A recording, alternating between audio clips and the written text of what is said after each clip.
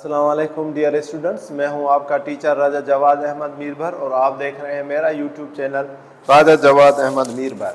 तो आज हम जो है वो जिस चीज़ के ऊपर जो है वो वीडियो बना रहे हैं वो हमारे पास आज जो वीडियो है वो है चैप्टर नंबर 4 जिसका नाम है जी turning effect of forces. Chapter number 4 physics का 9th क्लास की फिज़िक्स का टर्निंग इफेक्ट ऑफ फोर्स। लेकिन यहाँ सबसे पहले हमें पता हो कि व्हाट इज़ अ फोर्स।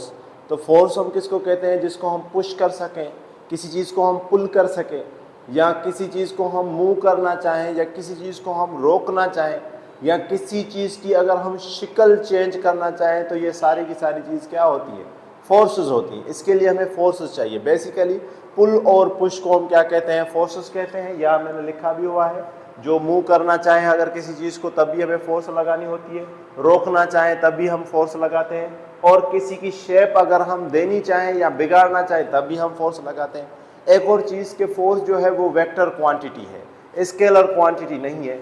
जब ये वेक्टर क्वांटिटी होगी तो इसका मतलब ये होगा कि it has a specific direction, इसका एक अपना डायरेक्शन होगा। दूसरी बात जो एम है एमसीक्यूज पॉइंट ऑफ व्यू से, unit of force is a Newton. ये याद रखना कि unit of force is a Newton. आज हम इसका पहला टॉपिक करना जा रहे हैं। ये जरा इसका इंट्रोडक्शन था, व्हाट इज अ फोर्स।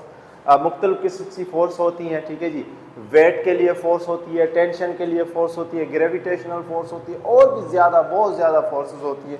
तो 1 by 1 रोटेशनल फोर्स होती है। तो यहाँ जो है वो फोर्सेस ऑन बॉडीज, पहली दो फोर्सेस को इन्होंने जो एक्सप्लेन किया है, एक है लाइक पैरेलल फोर्सेस। क्या भाई? Like parallel forces. और दूसरी क्या? Unlike parallel forces. अब जो लाइक पैरेलल फोर्सेस है, अब उसके बारे में आप इतना समझ लें कि ऐसी फोर्सेस जिनका डायरेक्शन एक तरफ हो।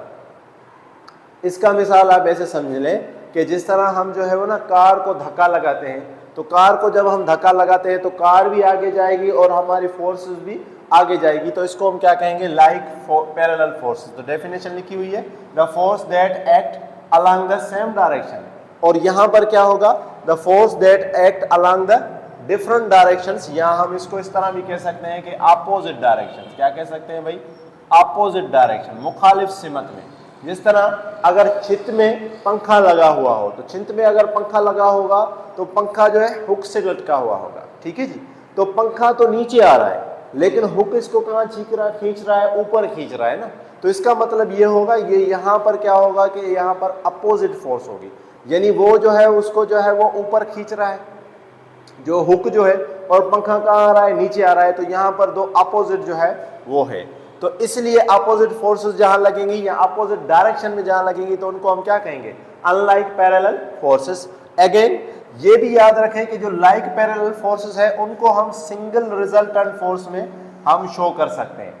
सिंगल रिजल्टेंट फोर्स, क्योंकि दोनों का एक ही तरफ डायरेक्शन है, तो हम सिंगल रिजल्टेंट में शो कर सकते हैं, यानी एक ही फोर्स से हम शो कर सकते हैं। लेकिन अगर हम अनलाइक पैरेलल फोर्सेस की बात करें तो उनको भी हम इस तरह कर सकते हैं, लेकिन जब वो एक ही यानी एक्सिस के ऊपर हो, जैसे यहाँ है, ये एक ही एक्सिस के ऊपर है, एक ऊपर जा रहा है एक नीचे जा रहा है, तो यहाँ हम इसको एक यानी सिंगल जो है वो रिजल्टेंट फोर्स से शो नहीं कर सकते।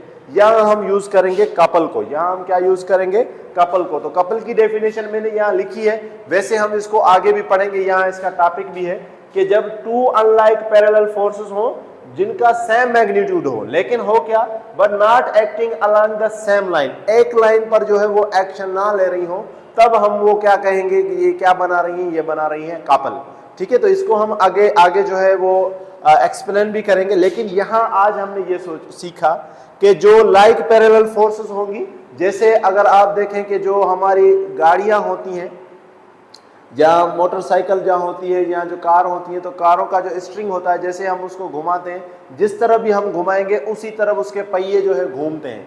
तो ये क्या होगी? लाइक पैरेलल फोर्सेस होगी। लेकिन अगर हम उसी गाड़ी में ब्रेक लगाए, तो हम तो आगे जा रहे थे, लेकिन ब्रेक लगाने से गाड़ी जो है वो क्या होगी? आगे जाने के बाद रुक जाएगी। तो इसको मतलब क्या है कि ये जो है वो उसके अपोजिट फोर्स लगी। हम तो आगे जा रहे थे।